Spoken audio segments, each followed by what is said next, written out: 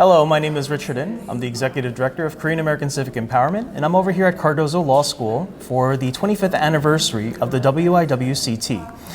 Could you please introduce yourselves for the folks at home? Yes, my name is Inday Sajor, and I'm the convener of the Women's International War Crimes Tribunal. And I am here together with Richard. We are celebrating the 25th anniversary of the Women's International War Crimes Tribunal here in New York. And I would just like to take this opportunity to thank the Korean Association for Civic Empowerment for sponsoring this very important event today. Thank you, Richard. Of course, of course. So tell us, how does this event, the thing that we're doing here today, how does this help raise public awareness in terms of, the democracy that we live in? Oh, this is very important.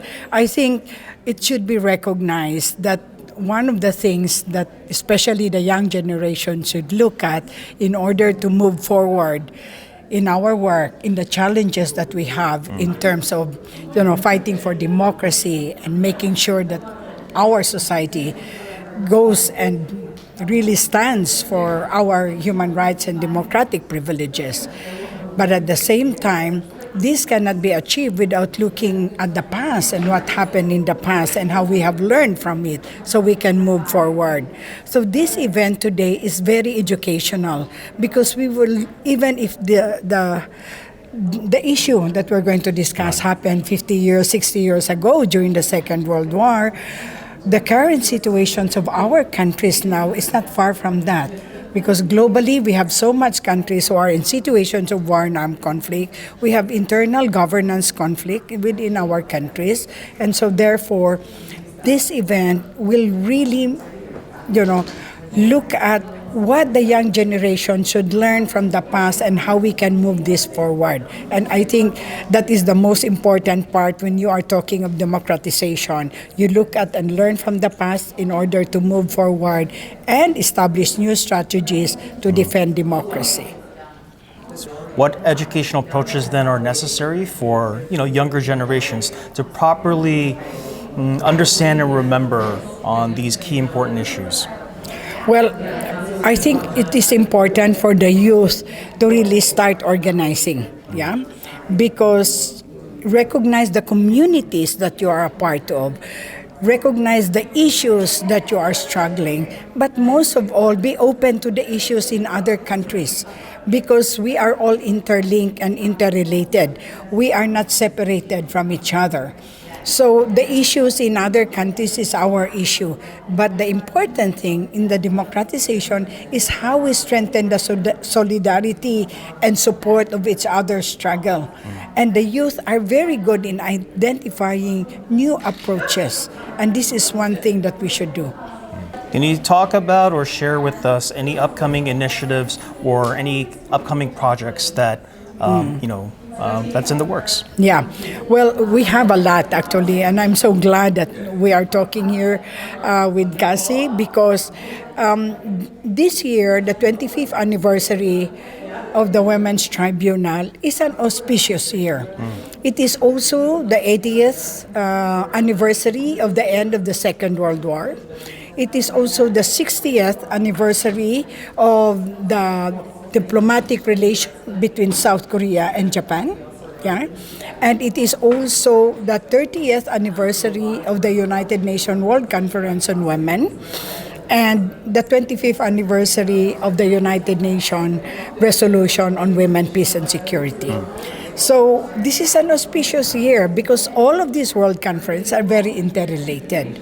So we have a series of activities which I hope KACE can join, but also we are thinking of celebrating in Seoul a 25th anniversary because we have to really recognize, we in the Comfort Women movement truly recognize the key role that the Korean population or the Korean people has supported the Comfort Women, both at the civil society level as well as at the governmental level.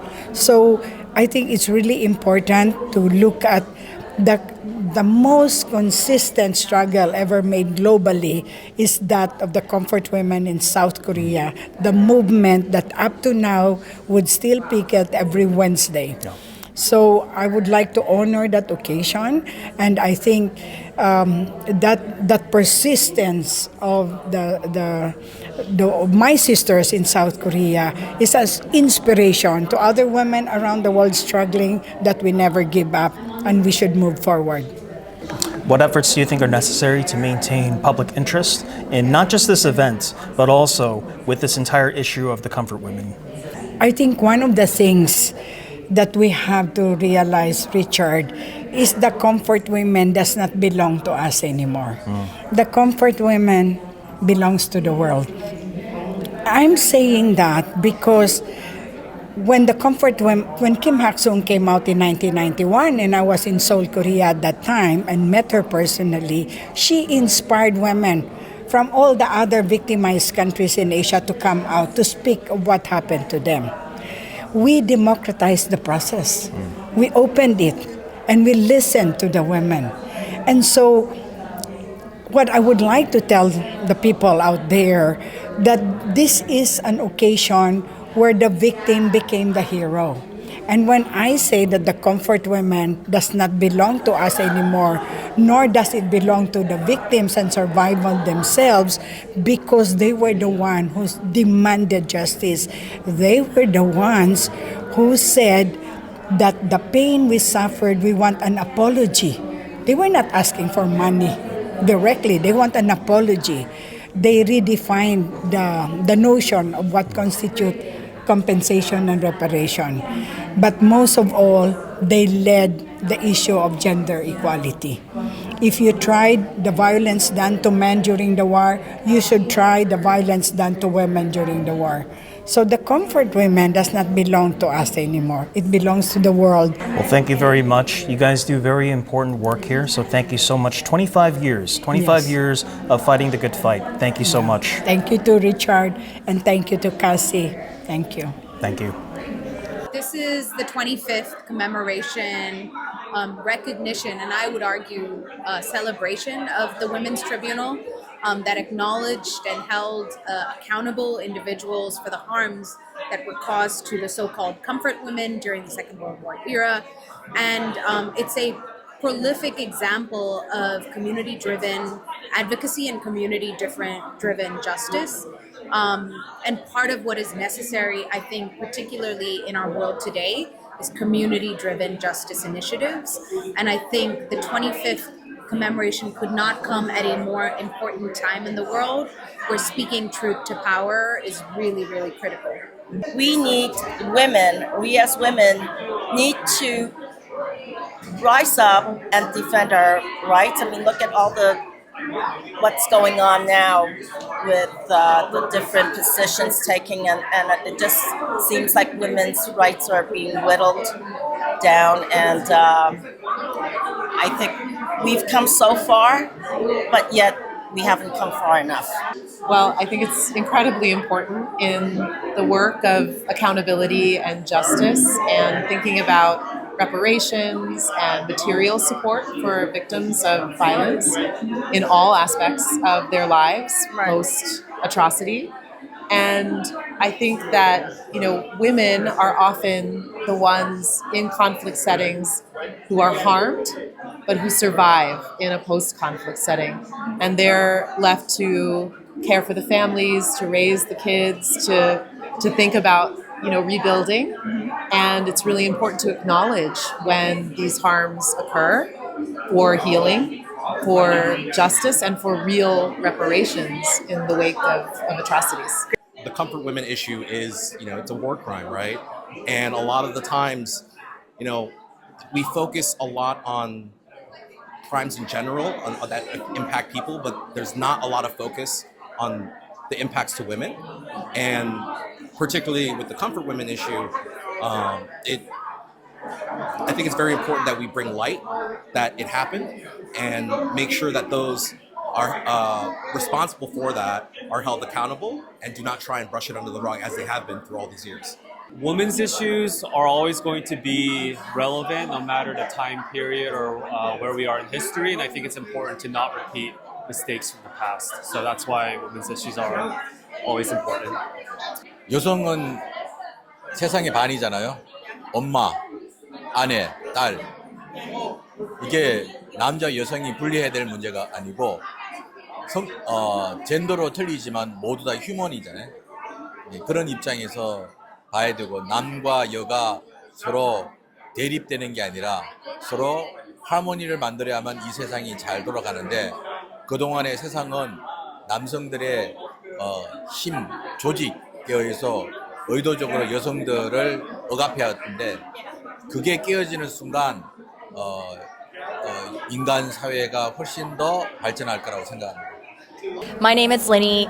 I'm the Deputy Registrar of the WIWCT. Extremely honored to have Richard as well as the KACE leadership team here with us today. The 25th anniversary marks not only the 25th anniversary of our tribunal, but also the 80th anniversary of the end of World War II and the 30th anniversary of the Beijing Declaration, which was the first international agreement where states came together to acknowledge and agree that sexual violence against women was a severe problem that required global coordination to resolve. Could you tell us a little bit more about some key achievements and highlights from the Women's International War Crimes Tribunal over these past 25 years?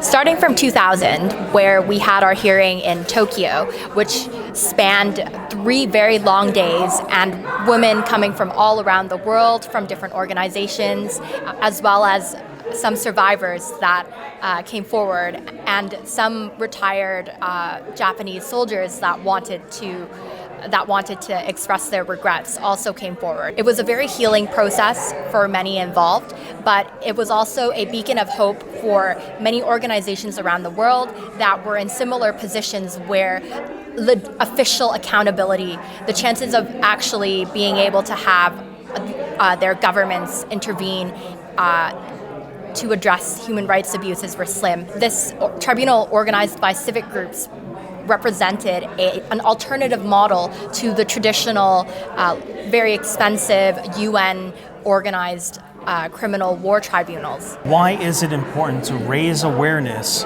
of these issues relating and surrounding the comfort women system? Sexual violence is something that has occurred throughout history. There's absolutely nothing new about it. But what is particularly special about the military sexual slavery system that was perpetrated against hundreds and thousands of women during World War II? It was the biggest instance of it. It was meticulously organized and endorsed by the government. We as a post-war generation, we need to understand how it happened, why it happened. So we're able to stop this from happening again to future generations. Post-World War II tribunals largely neglected sex crimes. Rape was examined as an addendum to the crime of aggression, amongst other crimes. We've reached a point in time where we are now acknowledging that the lack of attention paid to sexual violence during World War II was a gross oversight. So for me, the Women's International War Crimes Tribunal was a way for the post-war generation to do all that they can to rectify that oversight. On a legal level, the frameworks that were established from other tribunals greatly expanded the definition of slavery. So in 2000, the WIWCT offered an incredible opportunity to apply the frameworks that were newly established to the comfort women system. Looking at the interactions between what happened in Rwanda, what happened in Yugoslavia, further painted a more clearer picture of what type of sexual violence has been perpetuated in modern conflicts. This creates a very robust foundation for not only legislators, but lawyers to learn from in terms of how to develop and improve frameworks to protect women, to prevent sexual violence. What makes this even more remarkable is that the quality and the experience of the judges and prosecutors that took part in the tribunal is phenomenal because of how incredible the prosecutorial team and the judges are, and including Judge Gabrielle Kirk-MacDonald. The UN gave Judge Gabrielle leave from the Yugoslavia tribunal, where she was the presiding judge, just so she could take part in the WIWCT. So I think that this in itself says a lot. There were also other incredible judges. So in all, I think that I'm extremely proud to be celebrating, and I think the WIWCT model of creating accountability where official governments and authorities are not willing to can really serve as a great example for people that are struggling now in the many wars that are going on in the world today. Are there any current or ongoing legal proceedings or other things that people can rally behind on to help support this important cause? My own late grandmother was a South Korean comfort woman survivor. I've paid attention to South Korean comfort women litigation for a long time. Recently, in November 2023, the Seoul High Court handed down a judgment in favor of comfort women and their descendants, stating that the doctrine of state immunity cannot be invoked by Japan as a legitimate defense to crimes against humanity.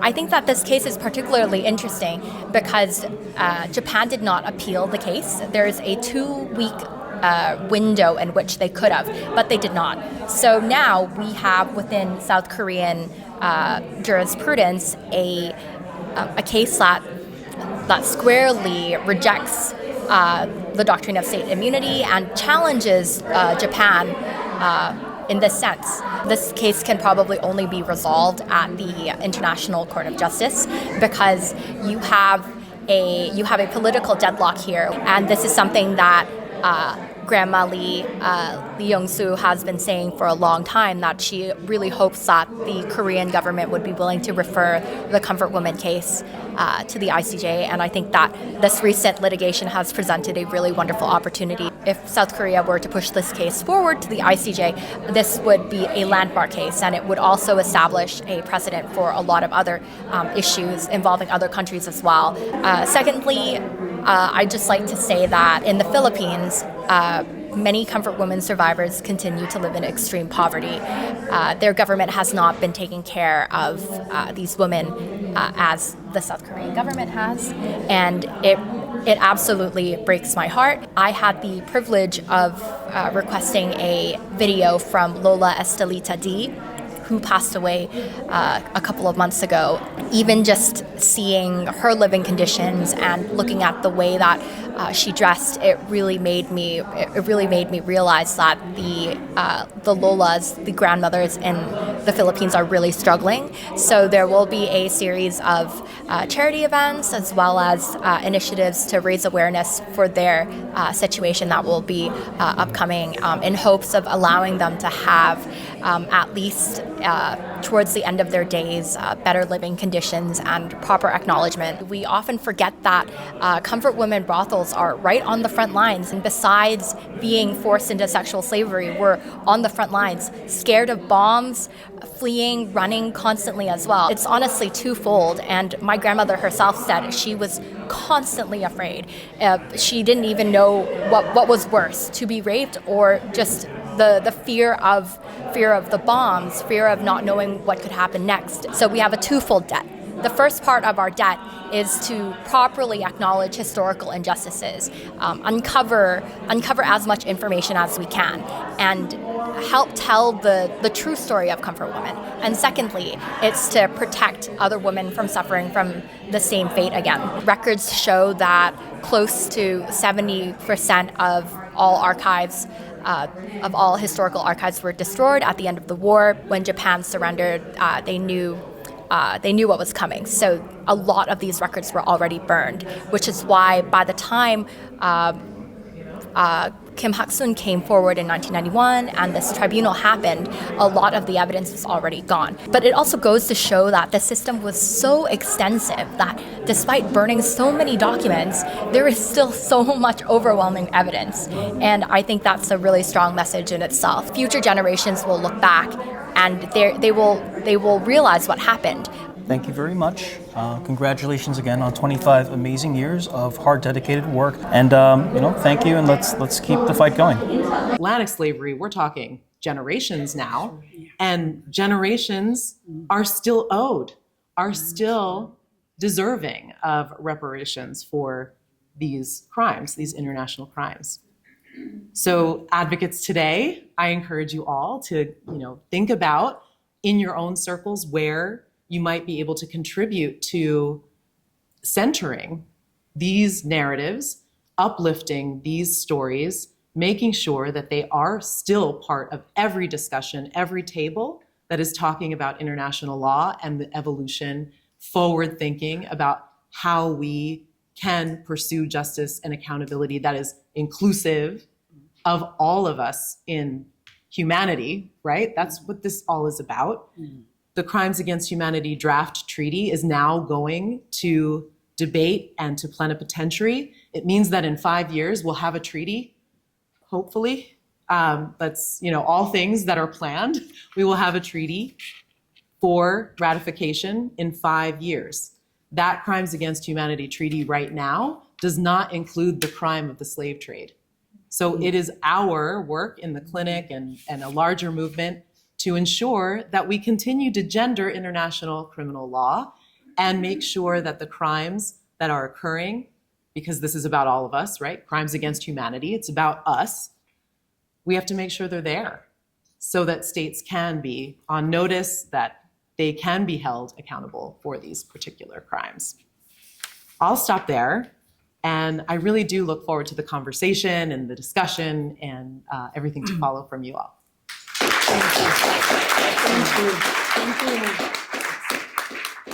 Thank you, Jocelyn. I think one of the things that we are trying to tie here is that what the comfortwomen testimony and the recognition of sexual slavery as a crime is now expanded. I never thought that slave trade could be a crime under international law, and that there's transatlantic slavery and slave trade that should be put out there, and that cases related to it should be done. So this is a learning process for all of us, and I'm really glad that this is part of the legacy of the Comfort Women. And of course, we will talk more about that in the coming minutes. I would now like to go to my dear friend Charlotte. Charlotte, you were with us at the Tokyo Tribunal 2000 in Tokyo. There you met the women from the victimized countries, including the judges, lawyers, and prosecutors, and most of all, the Japanese women's activists led by our dear friend Yayoi Matsui. And I would just like to acknowledge that the reason that we succeeded the Women's Tribunal, because the women from the perpetrator country, the Japanese women and men stood with us, and it was because of them that it was possible. Yeah, we could have never done it without them. And that is why they would always say to us, we are perpetrator country, our government made wrong, we have to correct it. And that is amazing because we filed several court cases in Japan, South Korea, North Korea, the Philippines, the Netherlands, Taiwan, Malaysia, all of us, China, we all filed court cases at the Tokyo District Court because there was no statute of limitation. So we filed a case at the Tokyo District Court. Then it went all the way to the High Court, because, they denied us, and all the way to the Supreme Court in Japan. And of course, we lost the case, but that is not the issue. We knew we were going to lose the case. But the reason behind it is because we wanted to challenge the government in their own territory, because we wanted to shift the paradigm, a feminist paradigm from a legal framework on how you do cases in national court. So all of that was made possible by Japanese lawyers who did it pro bono. We've never paid anything from them except when they come to the Philippines, and the Comfort Women will make them stickerize, to bring back to Japan. But other than that, it is important to acknowledge that the support for all of us to be bringing these cases, that you need that support also from the activists and feminists and scholars and lawyers in perpetrator country to work with us. So having said that, Charlotte, as you are a member of the International Organizing Committee, one of our essential moves was to connect the Comfort Women issue to current war crimes by bringing women from former Yugoslavia, Afghanistan, Burma, Nigeria, etc., to speak at the public hearing on current war crimes. Can you please elaborate on the importance of linking past war crimes to the current war crimes? done to women? Well, I'd like to begin with giving a little context for the way in which I entered the tribunal process as a non-lawyer, but a civil society public activist. The first time I heard about the comfort women issue was from Yayoi Matsui, who is a Japanese journalist. She's no longer with us, but she was one of the first people to write about comfort women, but also to write about the situation of women in relation to a whole lot of issues in Asia. And I recommend anyone who's interested, I mean, she wrote about the free trade zones and the exploitation of women as labor, as well as the comfort women and many other issues. And it is really a good example of the 1980s and early 90s feminist emergence about the story of women. And she wrote as the Asia desk for the Asahi Shimbun, which was a major Japanese newspaper. So she is really someone who broke ground in this area.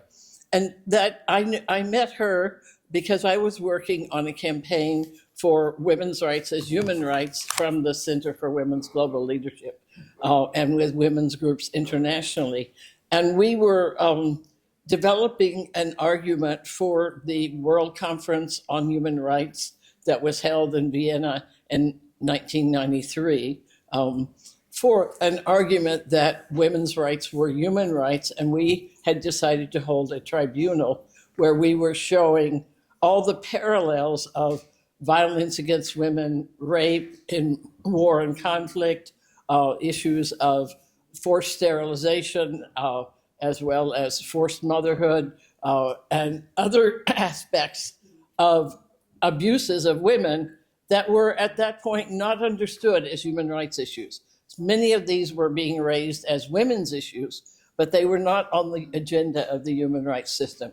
So this was the first major world conference on human rights in about 25 or 30 years, and we decided it was time for the human rights system to look at the lives of women through a human rights lens. So we were developing testimony and held an all-day tribunal parallel NGO event at the time of the Vienna World Conference.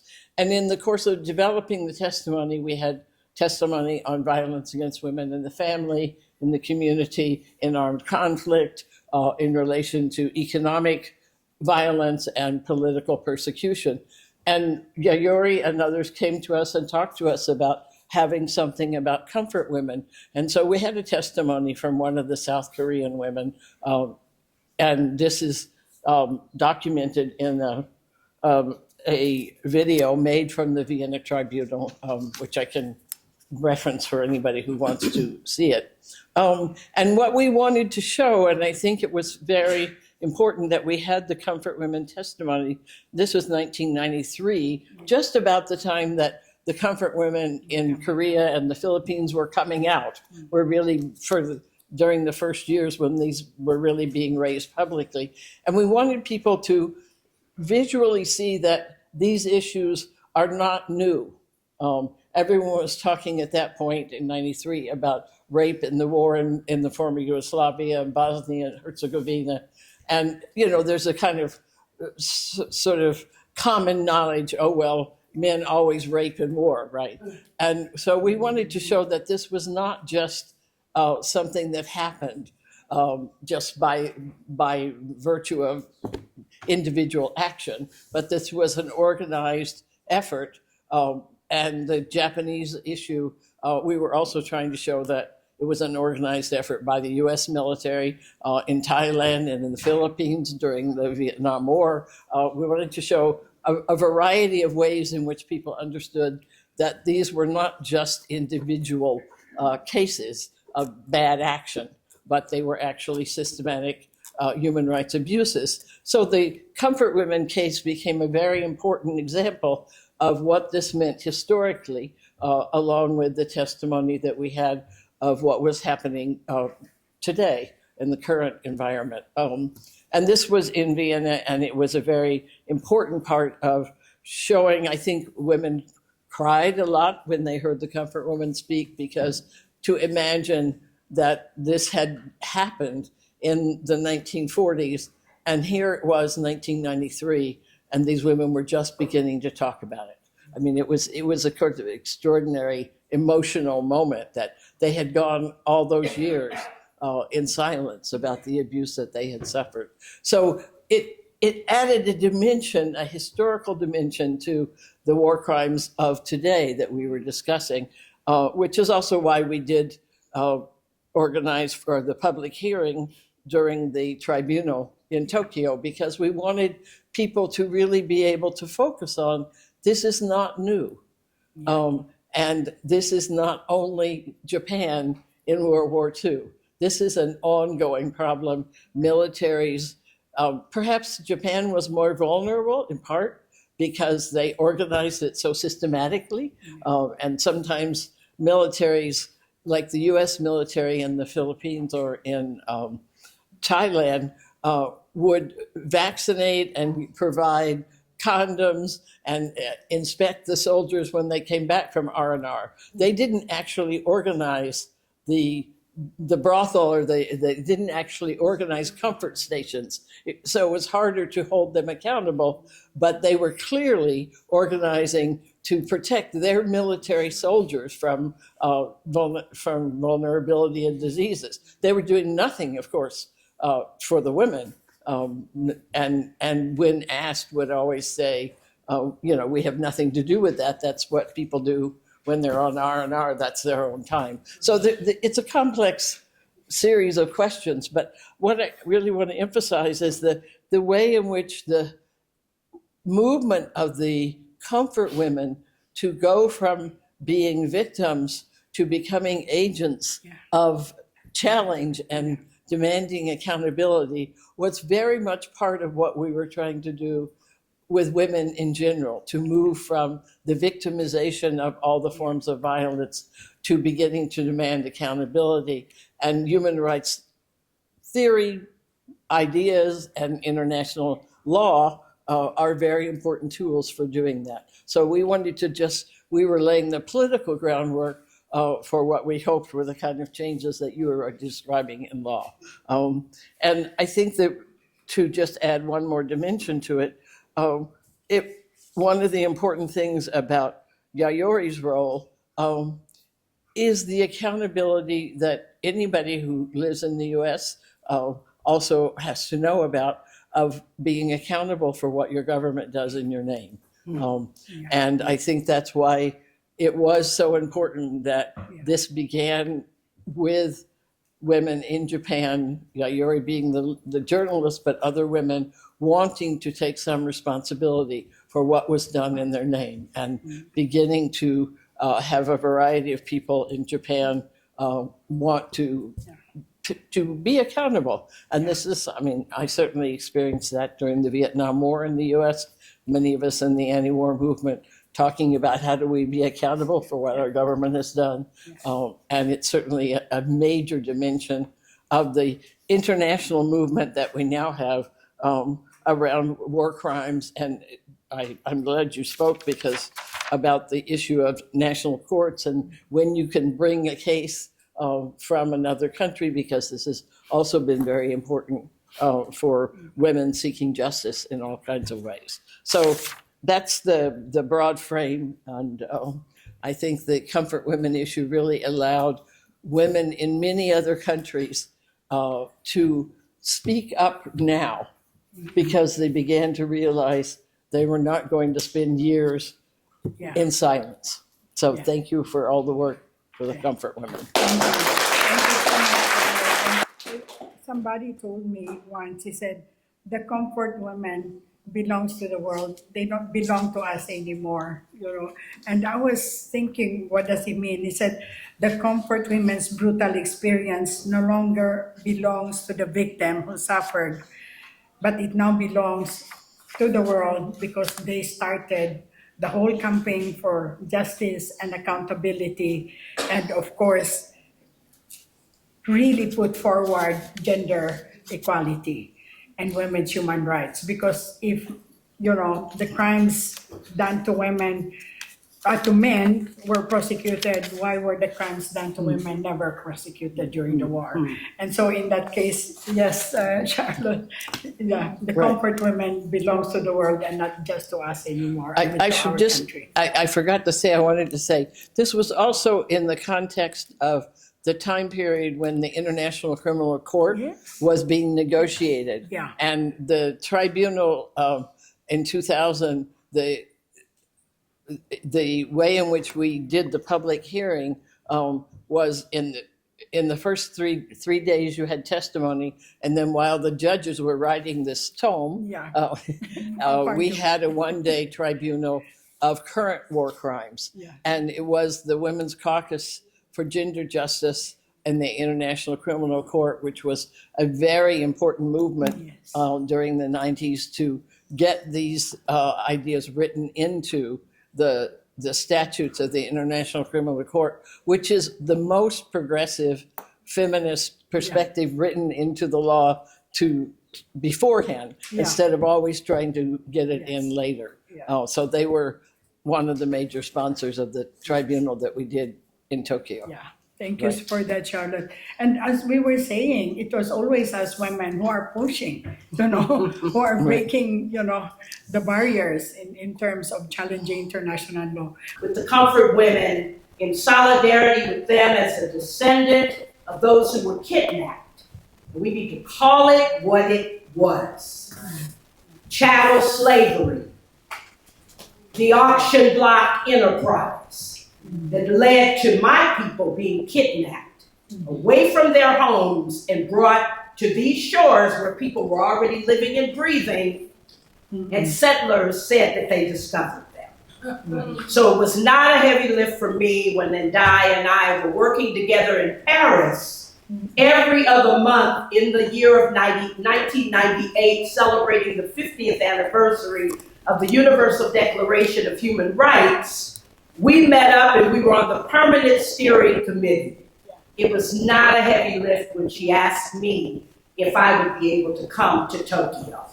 And I was sponsored by the Amnesty International Women's Committee and also my organization at that time, the Center for Constitutional Rights. I made my way there to be poet in residence and also legal observer. At that time, I wrote Haunting Mirrors, which was the first poem. And this poem that I offer to you now is the poem that is called Haunting Mirrors After the House Falls. And I want to say that it is dedicated to the comfort women. It's dedicated to the mothers of Palestinian children who are being blown up every day because of this empire. It's dedicated to our mothers who were enslaved and had their children snatched away from them. And it's dedicated to the World Conference Against Racism that took place in Durban, where we declared slavery as a crime against humanity. And as you know, once that happens, reparations are supposed to flow, but they have not. So, forward. Haunting Mirrors After the House Falls, celebrating 25 years of tribunal truth and resistance. Waves of resistance like water, tides pushing against a grain of acceptance of all things that will not be. The haunting mirrors taunt and tear down every wall, every force of torture, every force of taking. The haunting comes to deal death blows, to rattle and shake the roots of the patriarchy, to rattle and shake the military maleness, to rattle and shake loose the shackles of hopelessness, to rattle and shake the wounded free. To get real justice, the house of impunity must fall. No comfort for those who built it. To get real justice, the house of impunity must fall. No comfort for those who built it. Until then, the haunting mirrors will loom and lurk until the house falls, until The faces, reflections, moans, and screams, echoes sounding through, breaking through, coming. When the house falls, the haunting mirrors will show reflections of lives reborn. Thank you.